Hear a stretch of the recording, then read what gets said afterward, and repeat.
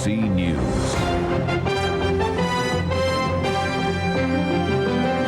Tonight, breaking their silence, the sorrow of the French and Mahaffey families.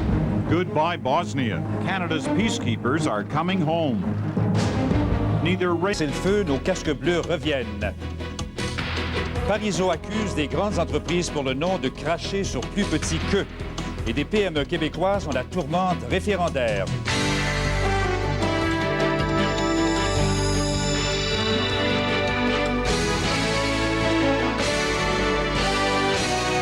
Le téléjournal avec Bernard de Rome, ce soir de Québec. Bonsoir, mesdames et messieurs. Oui, nous sommes à Québec, au Musée de Québec, sur les plaines d'Abraham. Le premier ministre Parizeau rappelait, il y a une dizaine de jours environ, là où tout a commencé. Il faut peut-être revenir un peu à son livre d'histoire, La bataille des plaines d'Abraham.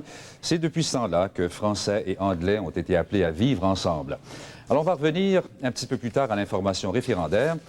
Le ministre Parizeau s'est lancé dans une attaque à fond de train contre les patrons des grandes entreprises qui font campagne pour le non.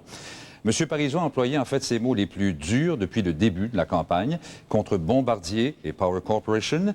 Ce changement de ton dans le discours du premier ministre, eh bien, ça répond aux vœux de ses alliés qui veulent une campagne plus mordante. Et c'est un virage aussi qui suit les accusations de défaitisme qu'a formulé Mario Dumont contre certains partisans du oui. Quelques précisions de Gilles Morin. Jacques Parizeau ne veut pas entendre parler des plaintes de son allié Mario Dumont sur le climat de défaitisme dans le camp du oui.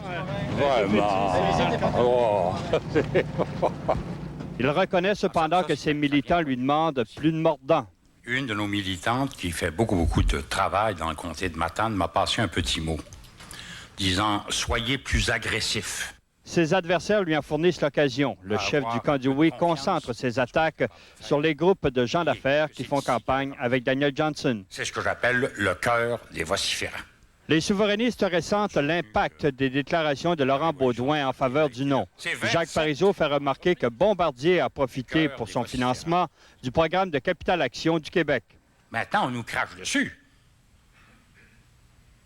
Mais c'est nous qui avons financé ça. Après Laurent Baudouin, Jacques Parizeau a critiqué l'attitude de Paul Desmarais de Power Corporation. Tous ses intérêts sont à l'étranger. Et il nous dit, restez tranquille ou bien j'investis pas chez vous. Le chef souverainiste demande à ses présidents de grandes entreprises de ne pas mépriser les Québécois en les traitant de trop petits et d'incapables. Puis on crache pas sur ceux qui n'ont pas réussi à s'en sortir aussi bien que nous. Jacques Parizeau attend une réaction favorable des Québécois le 30 octobre pour répondre à ce genre d'argument. Que je suis convaincu qu'il va y avoir une réaction, une très forte réaction. En attendant, il a reçu quelques appuis, entre autres celui de Marcel Masse, qui a quitté la présidence du Conseil de la langue française, persuadé que d'autres le suivront dans le camp du oui. Alors, il y a un crescendo, et dans ce crescendo-là, il y a des gens qui agissent plus rapidement que d'autres, mais... Ce fut le cas notamment de la mairesse de Matane. Je dis donc oui au pays à faire. Et il y en a d'autres qui s'en remettent à la Providence. On va prier pour vous. Mais ça fait pas confiance. Gilles Morin à Matane. N'empêche que la campagne à saveur très économique jusqu'ici ne touche pas que les grandes entreprises. Guy Gendron a découvert qu'elle a aussi un effet bien concret sur des PME, particulièrement celles qui exportent à l'extérieur du Québec. Par exemple, une entreprise de la Beauce qui a vu ses commandes baisser en raison de l'incertitude et qui a dû mettre à pied 400 employés. Et puis une autre également à Chicoutimi qui dit, elle, qu'elle subit des pressions de la part de ses distributeurs et de ses clients du reste du Canada. Alors voici ce que Guy a trouvé. Les conséquences du référendum se font déjà sentir jusqu'au Saguenay. Nous, on sait qu'il y a quelque chose qui se passe là. Gilles Couette dirige la compagnie Chlorophylle, un fabricant de vêtements de plein air de haut de gamme. Chiffre d'affaires 15 millions, la moitié en dehors du Québec. Or, voilà que son plus gros distributeur en Ontario lui demande, par lettre, de prendre position dans la campagne référendaire, ce qu'il refuse de faire. Et puis, les clients du reste du Canada commencent à lui envoyer, avec leur formulaire de garantie, des messages parfois très directs. La séparation, c'est un cul-de-sac. Il y a plein de concurrents canadiens dont on pourrait choisir les produits. Alors... Est-ce que c'est quelque chose qui vous fait réfléchir, ça? Oui, ça nous fait réfléchir parce que, évidemment, s'il y avait un oui au référendum, là, Je pense qu'il y aurait des réactions émotives. Il se sent présentement coincé entre l'arbre et l'écorce et il ne se sent pas seul. En fait, on a l'impression des petites compagnies comme les nôtres d'être au front. C'est-à-dire que les premières compagnies qui vont avoir à souffrir d'un éventuel oui à un référendum, ça pourrait être des compagnies comme la nôtre. Sauf que je ne suis pas capable de vous dire à quel point on pourrait souffrir. Roland Veilleux, lui, en a déjà une bonne idée. Ce Beauceron est le plus important fabricant de jeans au Canada. Imaginez 120 000 paires par semaine, dont la moitié s'en va aux États-Unis. Mais voilà, les Américains ferment le robinet. La production est en baisse de 30 % et 400 travailleurs viennent de perdre leur emploi. C'est ça qui est sérieux dans notre affaire. Pour lui, tout cela est dû à la crainte des clients américains de perdre leurs jeans, comme d'autres perdent leurs chemises en cas de victoire du oui. Est-ce qu'il y a quelqu'un au Québec qui pense que votre compagnie va arrêter de produire des jeans ou ne sera pas capable de les produire le lendemain d'un oui au référendum? Je pense que personne ne le pense. Le problème est tout simplement, c'est qu'eux autres, je ne peux pas vendre des pensées. Moi, je vends des jeans. Eux autres pensent que ça va être ça.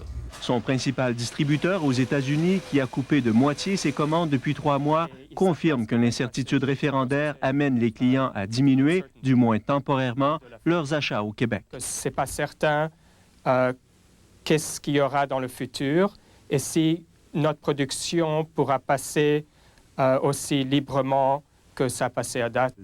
Roland Veilleux s'affiche fièrement pour le nom, car il se dit convaincu que le jour où ses jeans porteraient un Made in Québec, il se fermerait le marché canadien. Si vous n'avez même pas le bon dessin sur la poche, des fois, vous perdez votre commande parce que c'est l'autre dessin qui marche. Imaginez-vous s'il y a une querelle interprovinciale, qu'est-ce qui peut nous arriver? Ben oui, bonsoir Guy. Bonsoir Bernard. De Chicoutimi. Les emplois temporaires là, suspendus en Beauce, est-ce que c'est temporaire jusqu'à... Bouchard, lui, qui est sorti de ses gonds aujourd'hui, est sorti de ses gonds contre Daniel Johnson et il a déclaré qu'il ferait tout en son possible pour que Daniel Johnson ne dirige jamais plus le Québec. Et ce message-là, il a choisi de le livrer chez lui, à Alma, dans son fief. Daniel Lheureux a assisté à tout ça. Regardez bien ça. Quand on avait prêté à Laurent Baudouin la déclaration qu'un Québec souverain était trop petit pour supporter une entreprise comme Bombardier, Lucien Bouchard avait réagi avec beaucoup de modération. Mais il ne peut supporter que Daniel Johnson soit venu endosser ce message. Mais qu'un homme politique se permette le lendemain de dire Laurent Baudouin a raison. On ne peut pas rester au Québec si on est grand, si on est fort, si on réussit. On ne peut pas conserver au Québec une réussite, parce que toute réussite importante dépasse le Québec. C'est ce que Daniel Johnson nous a dit. Véritablement enflammé devant une centaine de partisans dans son comté de Lac-Saint-Jean, Bouchard affirme que les propos de Daniel Johnson équivalent à vouloir écraser l'identité québécoise. Ce qu'on veut faire actuellement, c'est extirper la force de l'âme du Québec. On veut extirper l'élan du Québec vers la souveraineté. On ne veut pas gagner pour le non. On veut arracher le oui partout pour que jamais il ne renaisse. C'est sur cette lancée que le chef du Bloc a prédit que jamais les Québécois ne laisseront Daniel Johnson diriger le Québec. Jamais cet homme ne redeviendra à la tête d'un gouvernement du Québec. Il n'en est pas digne. Jamais. On se rappellera de ce qu'il a dit durant le référendum. Une petite phrase qui va sans doute suggérer à plusieurs que même une victoire du non ne ferait pas perdre à Lucien Bouchard le goût de la politique et qu'il pourrait bien être tenté de succéder à Jacques Parizeau pour barrer la route à Daniel Johnson. Daniel Lheureux, à Alma. Oui, des attaques comme celle-là du oui contre les patrons de grandes entreprises, ça fait bondir Daniel Johnson, le chef du non, qui accuse Jacques Parizeau de tenir un langage de bas étage, ce sont ses mots, contre des gens dont le seul défaut est de ne pas penser comme lui. Et puis il s'en prend aux leaders syndicaux alliés au oui qui font campagne, dit-il, dans les usines en se servant des cotisations syndicales des travailleurs. Le compte-rendu de Christine Saint-Pierre. Une salle bondée de militants, 2500, musique disco. Le camp du non multiplie les lancements de campagnes référendaires. Cette fois, c'était autour de la région de Montréal. Le chef Daniel Johnson continue de dénoncer les coûts de la souveraineté. Et comment peut-on être plus fort politiquement si on est plus faible économiquement? Ce que j'ai entendu cette semaine venant de M. Bouchard, de M. Parizeau, m'offense. De son côté, Jean Charest a dénoncé l'idée qu'un non empêcherait le Québec de se développer. Après 1980, le peuple du Québec a connu un essor prodigieux. On a pris notre place dans le monde, pas juste au Québec, au Canada, mais dans le monde, parce qu'on n'a pas attendu après les changements constitutionnels pour le faire. C'est faux de dire que ça affaiblirait le Québec. Selon lui, le camp du oui a adopté la stratégie du désespoir. On blâme tout le monde. Jean Charest a aussi critiqué la décision de Jacques Parizeau de refuser d'assister au dîner offert en l'honneur du président chinois par le premier ministre Chrétien. Le piège du dogme de la séparation, c'est la chaise vide à la place. Et pendant ce temps-là, c'est les opportunités qui sont perdues au niveau de l'emploi et de la croissance économique. Dans l'assistance, on pouvait remarquer la présence de Mila Mulroney, accompagnée de son fils. Elle entend s'impliquer dans la campagne référendaire. Il faut faire des appels, il faut, mais oui, il faut envoyer. Mais c'est sûr, j'ai fait plusieurs aujourd'hui, j'ai fait hier. Le camp du non va s'offrir un autre événement médiatique pour terminer sa première semaine officielle de campagne référendaire. Demain soir, il sera à Shawinigan. Et c'est à ce moment-là que le premier ministre Jean Chrétien effectuera sa première sortie publique de la campagne. Christine Saint-Pierre, à Montréal. Oui, justement, au grand plaisir du premier ministre Chrétien, le non vient d'obtenir l'appui du premier ministre Tchernomyrdine de Russie. Monsieur Tchernomyrdine est en visite officielle au Canada pour signer des ententes commerciales. D'abord, il a refusé de prendre parti dans le débat référendaire, mais finalement, il a laissé échapper que son pays souhaitait continuer à faire des affaires avec un Canada uni. Les Autochtones du Québec et du Labrador veulent faire appel à l'ONU d'ici le 30 octobre pour empêcher leur inclusion forcée dans un Québec indépendant. Les chefs indiens ont pris cette décision-là après 2 jours de pourparlers ici à Québec. Ils ne se sentent absolument pas liés par le résultat du référendum et à leur avis, le gouvernement Parizeau ne pourrait les forcer à vivre dans un Québec souverain contre leur volonté parce que, disent-ils, contraire au droit international. Bonsoir Jean-François. Bonsoir Bernard. C'est extraordinaire que de faire des émissions dans un forum comme ça, et un forum qui est situé dans un musée qui est remarquable, et puis à le point qui se passe. Soviet leader Mikhail Gorbachev was asked the obligatory Simpson question during his current tour of the U.S. I cannot comment on the verdict. I cannot question the verdict because that would be not right, not appropriate. It cannot be settled in two days, or in a few hours. Some people say it couldn't be settled in 2 months. It would take years. No. Look what was done in Germany. They settled tremendously complicated issues in a few weeks, maybe even. The new role for Bouchard is giving sovereignists something to smile about.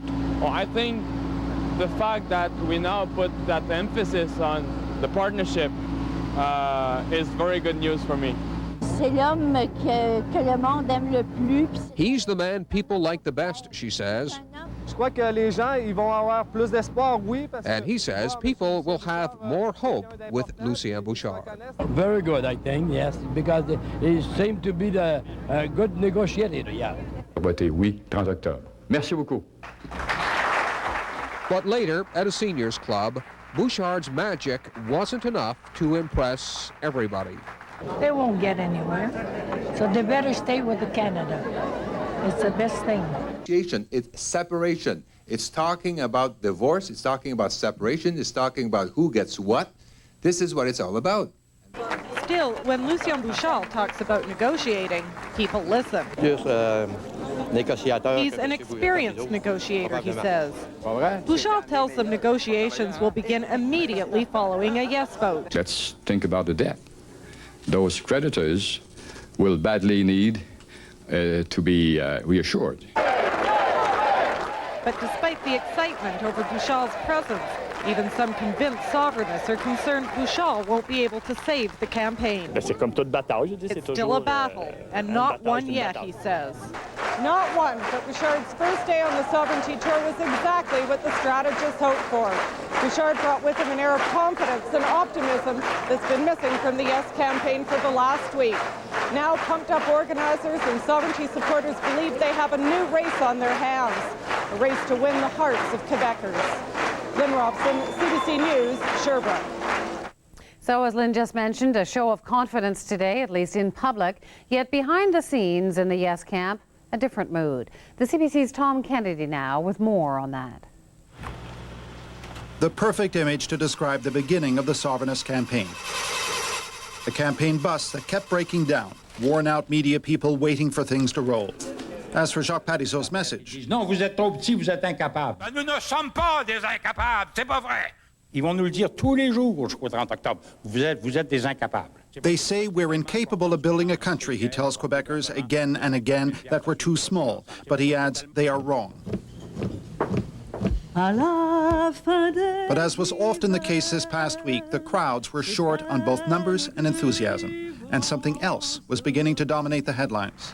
A couple of Quebec's best-known businessmen began warning voters, if they pull out of Canada, the corporations may pull out of Quebec. And the warnings were getting through. A furniture plant worker in central Quebec, for example. My concern is if we became a country, if other country, like if the rest of Canada will deal with us. Or this shipyard worker in the Gaspé. I just as soon stay in Canada, he says, and not take the risk. For Parizeau's opponents, it seems so easy. Just hammer away. Sovereignty is separation, no new partnership. It will be a disastrous venture you cannot afford. And Parizeau fell into the trap, every day having to stamp out a new warning instead of promoting his option. It became very obvious very quickly things would have to change. And they did, beginning midweek in the Gaspé, where Parizeau said, it's time to get tough. The billionaire businessmen are spitting on Quebecers, he said, trying to scare us, telling us to get on our knees. Later, another audience. He told them Canada will deal with us after sovereignty. If not, then we'll simply delay paying our share of the national debt. We will win. Then step two. Parizeau, the uncompromising separatist, has to convince voters that he can be trusted to deal with Canada, which explains this. They're the first members of a committee that will oversee partnership negotiations with Canada. One of them, a highly respected businesswoman known for her federalist views. Finally, step three, this weekend. As to who will head the negotiations with Canada, the perennially unpopular Parizeau stepped aside. Monsieur Lucien Bouchard.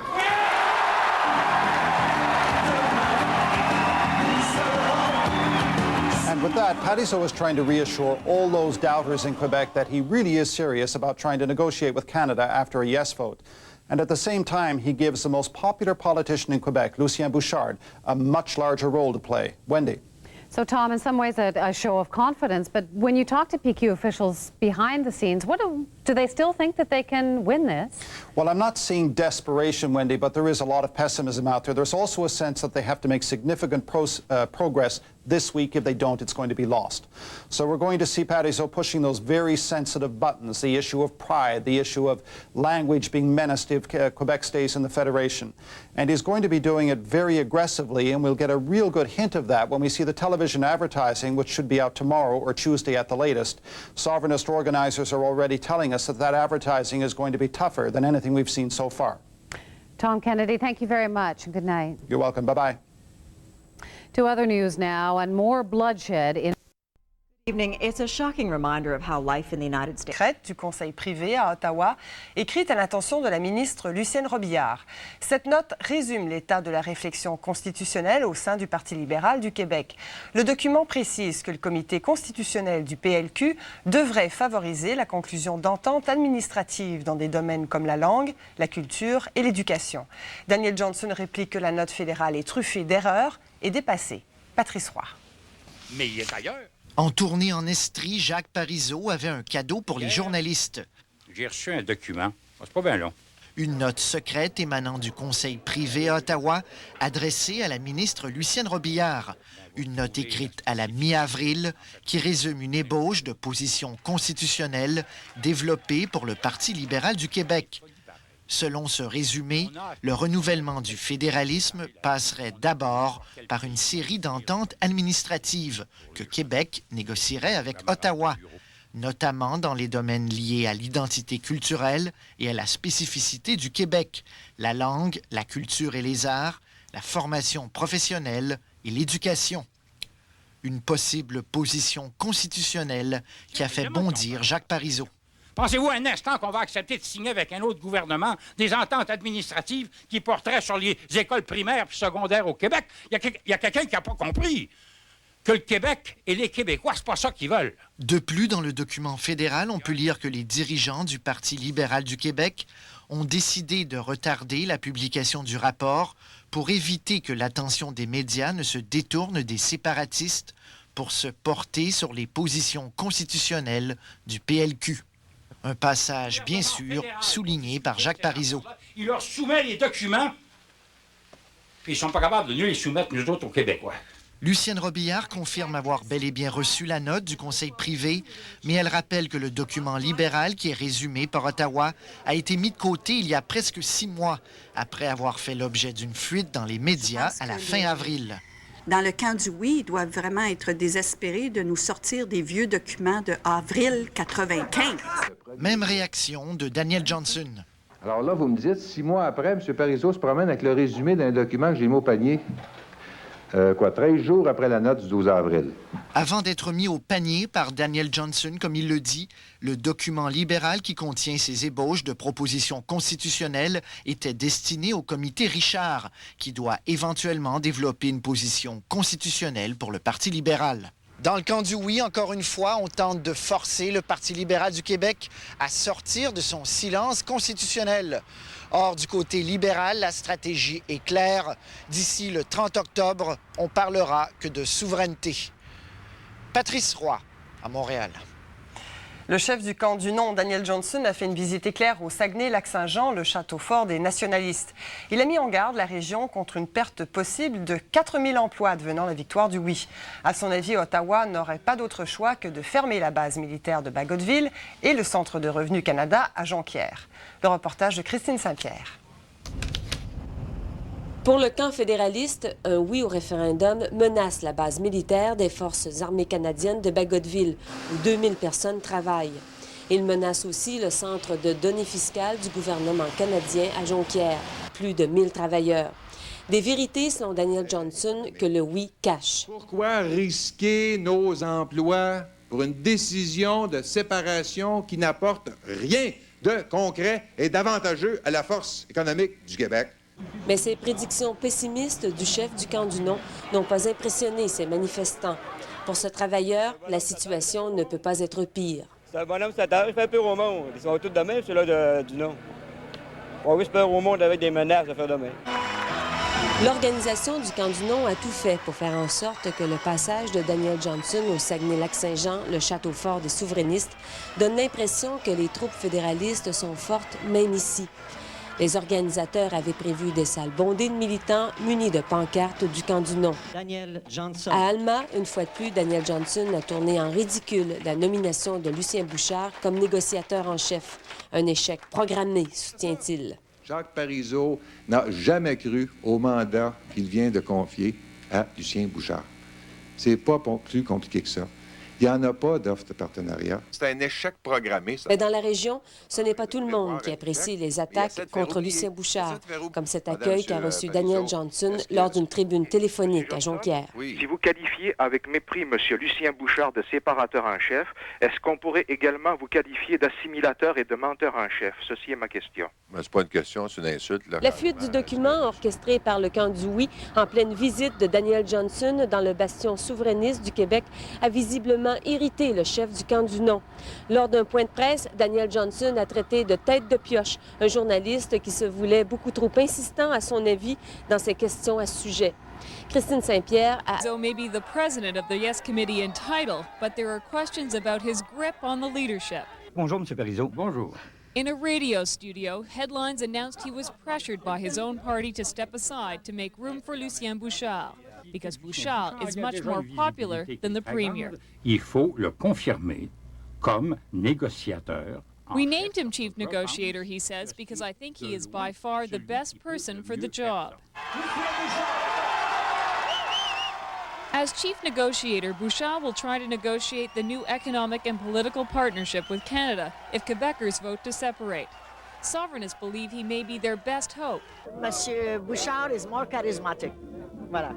He's a leader, and he's talking with his heart. Bouchard's message is also more appealing to many Quebecers. Polls show 30% of Yes supporters believe they'll still send MPs to Ottawa after separation. They prefer his softer version of sovereignty with a partnership. But Bouchard denies he's taken over. Mr. Parizeau is very much still in charge of the campaign. He's still chairman of the Yes Committee. He just decided that he should assume the responsibility of being the main negotiator. Federalists acknowledge Bouchard's popularity, but say they're more concerned his message will confuse voters. It's not a question to be popular or not. This is the question of separation of Quebec. When the House of Commons resumes next week, Lucien Bouchard says he won't be spending much time in Ottawa. Trailing in the polls with just 3 weeks to go, the de facto leader of the Yes forces says he'll spend most of his time with the people. Rosemary Thompson, CTV News, Montreal. Parizeau tried to help his cause by releasing a leaked federal document on Quebec. It suggests the province's Liberals would weaken Quebec's jurisdiction over language and culture. The paper was originally released in April and denounced by the Liberals then. Today, Liberal leader Daniel Johnson said Parizeau pulled out the old document because he's desperate. Tremblay a fait sa première sortie publique dans la campagne référendaire. Il a rencontré une trentaine de jeunes souverainistes à l'Université Laval pour leur expliquer sa conversion au camp du oui. Celui qui a été l'éminence grise de 3 gouvernements québécois explique pourquoi il dit oui à un Québec souverain. Maxence Bilodeau. L'ex-sénateur Arthur Tremblay a 78 ans. Il est venu présenter à ce groupe de jeunes souverainistes le produit de sa réflexion, un document de 135 pages qui fait le tour de l'histoire constitutionnelle canadienne. Il faut savoir qu'Arthur Tremblay a toujours cru possible de renouveler le fédéralisme. Il a été sous-ministre sous les régimes de Jean Lesage et Daniel Johnson père, conseiller de Robert Bourassa et nommé sénateur par Joe Clark en 1979.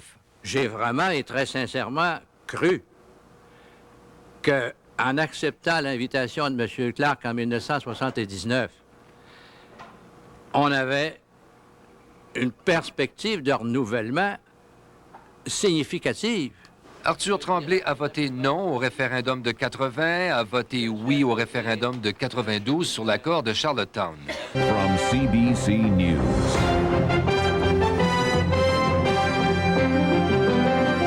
Les premières années d'un Québec souverain, pas de hausse d'impôts, promet Parizeau. Mais 92 000 pertes d'emplois, conclut Johnson. 3 Rock Machines portées en terre sous l'œil des ennemis et la garde de la police.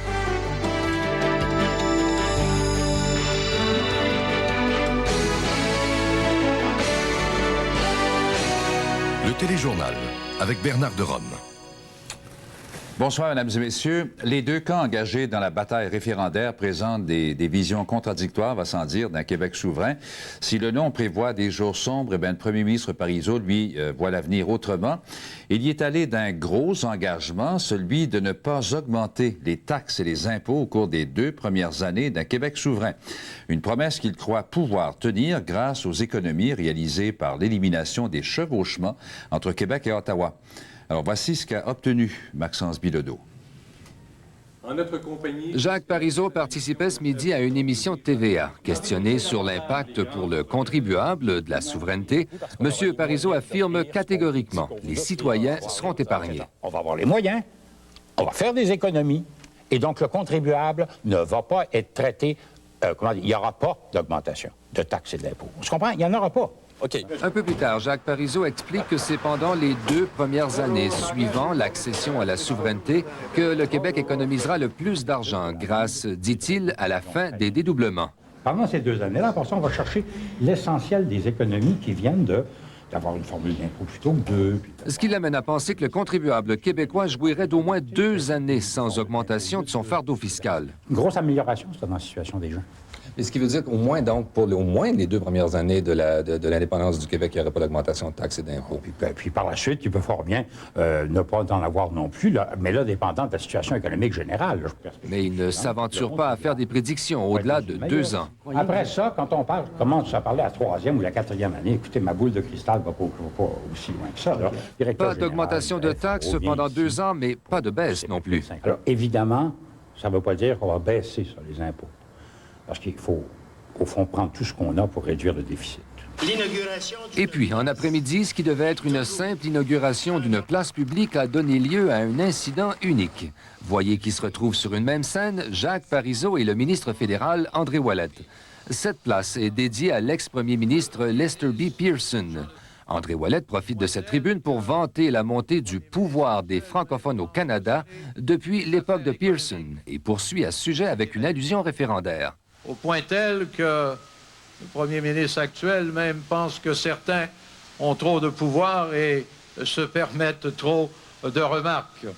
Les images disent tout. Le couple Parizeau est dans tous ses états. Madame Lapointe est offusquée des propos du ministre Ouellet à cet événement et quitte la scène sur le champ, au beau milieu du discours, sous le regard approbateur de son conjoint. Si j'avais pas eu le poste que j'ai, j'aurais fait la même chose. Ça n'a pas de bon sens de prendre... Écoutez, c'est une incorrection extraordinaire. Je ne sais pas. Le ministre Ouellet affirme ne pas comprendre le geste de Madame Lapointe.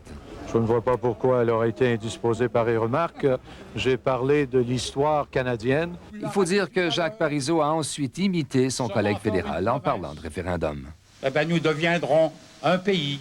En fin de compte, l'escarmouche aura duré le temps d'une cérémonie. Ici, Maxence Bilodeau, à Québec. Oui, Daniel Johnson, évidemment, ne partage pas cette vision optimiste de M. Parizeau. M. Johnson croit qu'un oui au référendum entraînera la perte rapide de 92 300 emplois. M. Johnson en arrive à ce chiffre-là après une compilation de 11 études, dont 5 commandées par le ministre Richard Lehir. Quelques explications de Christine Saint-Pierre. Accueillons M. Johnson! Depuis la semaine dernière, le chef du camp du non prédit sur toutes les tribunes des hausses d'impôts faramineuses dans un Québec souverain. Daniel Johnson n'apprécie pas la réplique du camp souverainiste. Jacques Parizeau nous a dit qu'il gèlerait les impôts pour 2 ans dans un Québec souverain. Minute, là. Selon lui, c'est la preuve que le camp du oui est coincé. Et qui, en ce moment, est en train, avec ses collaborateurs, de dire n'importe quoi pour gagner le référendum, pour arracher un vote sous toutes sortes de fausses représentations. Mais auparavant, toute la journée, Daniel Johnson avait poursuivi sur sa lancée des pertes massives d'emplois dans un Québec souverain.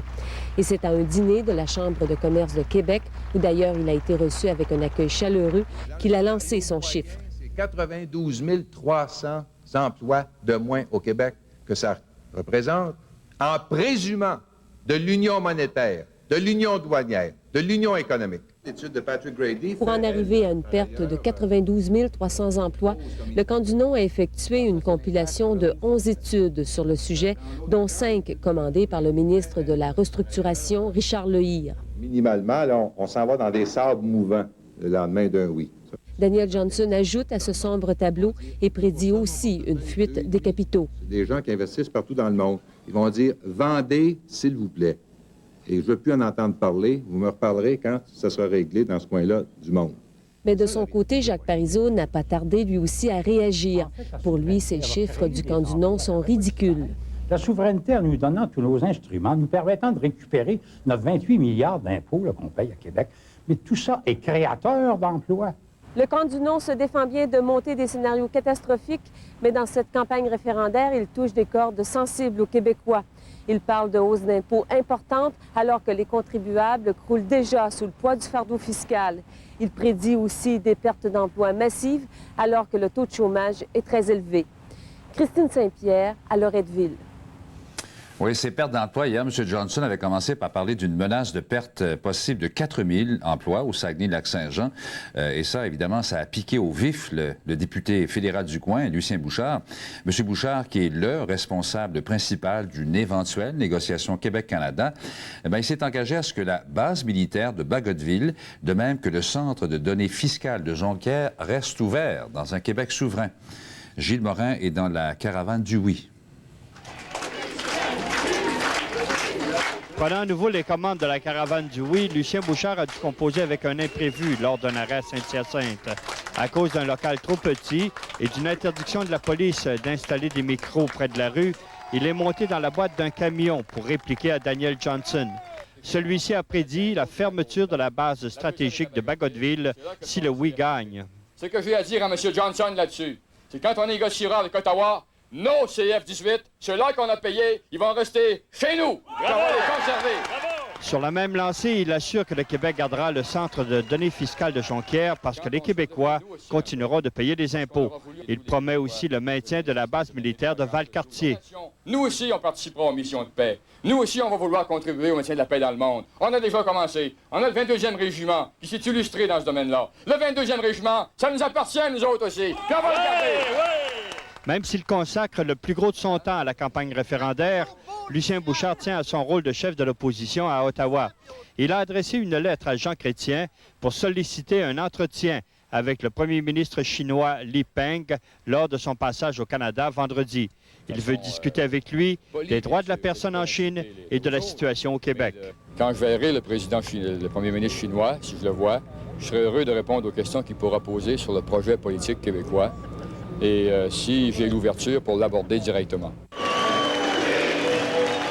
En soirée à Châteauguay, devant un millier de militants qui se sont remis à croire à la victoire, Lucien Bouchard leur a dit qu'il était urgent de décider maintenant et de ne pas s'en faire avec les réactions qu'un vote pour le oui pourrait provoquer à l'extérieur du Québec. N'allons pas juger du comportement collectif des Québécois à l'aune de ce que penseront les Canadiens anglais le lendemain du référendum. Pensons à nous autres, à ce qu'on va penser le lendemain d'un non. Lucien Bouchard insiste beaucoup sur le geste de confiance que les Québécois doivent poser le 30 octobre. Par un vote majoritairement souverainiste, il veut obtenir le rapport de force dont le Québec a besoin pour négocier un nouveau partenariat avec le Canada. Gilles Morin, à Châteauguay. L'ancien premier ministre Mulroney fait son entrée dans le débat référendaire et il a choisi de le faire par le biais du New York Times qui publie son commentaire. Ce que dit au fond M. Mulroney, c'est qu'il trouve que les souverainistes se plaignent le ventre plein, comme on dit. Julie Miville-Dechaine va nous décrire le contexte dans lequel M. Mulroney vient prendre position. Décidément, les fédéralistes se font entendre aux États-Unis. D'abord, Paul Martin, de passage à Washington pour les réunions du FMI, n'a pu se retenir de parler du référendum. Les souverainistes ne gagneront pas, dit le ministre des Finances à un auditoire de lobbyistes canadiens et américains. Mais si le oui l'emporte, ajoute-t-il, les conséquences économiques seront graves pour le Québec. Il va y avoir du commerce entre les deux. Ça, c'est sûr. Mais il n'y aura pas d'union économique. On a une union économique, on a une union politique. Et si les séparatistes veulent le détruire, mais c'est leur choix. Mais ce qui fait le plus jaser, c'est le commentaire de l'ex-premier ministre Mulroney publié dans le prestigieux New York Times. Dans ce texte, Brian Mulroney dépeint les souverainistes comme des bébés Lala parce qu'ils veulent se séparer tout en gardant tous les avantages du Canada. Le passeport canadien, le dollar et l'union économique. Quelle effronterie, écrit Brian Mulroney, qui a choisi de faire sa première intervention de la campagne, non pas au Canada, mais à l'étranger, chez ses amis américains. Comment se fait-il que cet homme éprouve le besoin d'aller se cacher aux États-Unis pour faire ce genre d'intervention? C'est peut-être l'endroit où il sera le moins hué. C'est le retour des revenants. Ryan doit être à la veille de sortir, là. Puis Trudeau va le garder comme dessert dans la dernière semaine. Il a reproduit fidèlement les faits et l'argumentaire. Brian Mulroney participait justement hier au Colorado à un forum d'anciens chefs d'État sur l'après-guerre froide. Selon le Globe and Mail, George Bush et Mikhail Gorbatchev ont tous deux pris position en faveur d'un Canada uni. La désintégration de l'URSS a montré les périls d'une séparation. Le Globe and Mail était le seul média canadien invité par Brian Mulroney à assister à ce forum très sélect, à 5 000 $ du billet. C'est d'ailleurs à ce journal anglophone que Brian Mulroney a choisi d'accorder sa première et jusqu'à maintenant sa seule entrevue de la campagne référendaire. Julie Miville-Dechaine à Washington. Le premier ministre de Terre-Neuve, Clyde Wells, y va de sa prédiction. Il dit que dans l'hypothèse d'une victoire du non, le reste du Canada pourrait reprendre les pourparlers en vue de changements constitutionnels. M. Wells affirme que le Québec, et là je le cite, que le Québec a des inquiétudes légitimes qui ne peuvent être ignorées.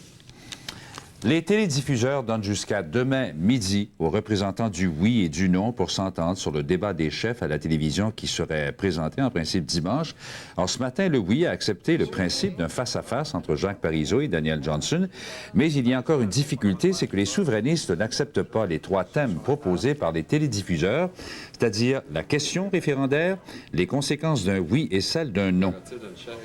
Les négociateurs du oui voudraient que les 2 derniers thèmes seulement soient débattus dimanche, une façon plus équitable, à leur avis, de répartir le temps d'antenne entre les 2 options.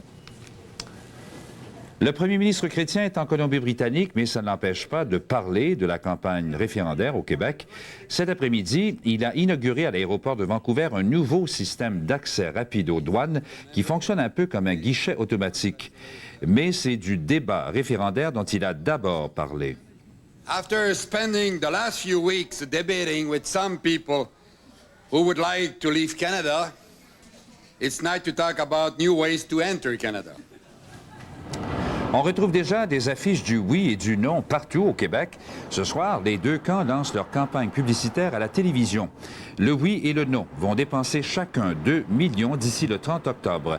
Et les 2 premiers messages du non tournent autour du thème de la séparation et des risques que ça entraînerait pour l'emploi. Le premier message du oui insiste sur l'importance de la langue. Pourquoi je vote oui? Parce que je pense pas juste à moi. Je pense à tous ceux et celles qui ont travaillé dur pour que je puisse vivre en français dans le milieu de l'Amérique. Monsieur Parizeau, pourquoi risquer nos emplois? La séparation? Nous, c'est non.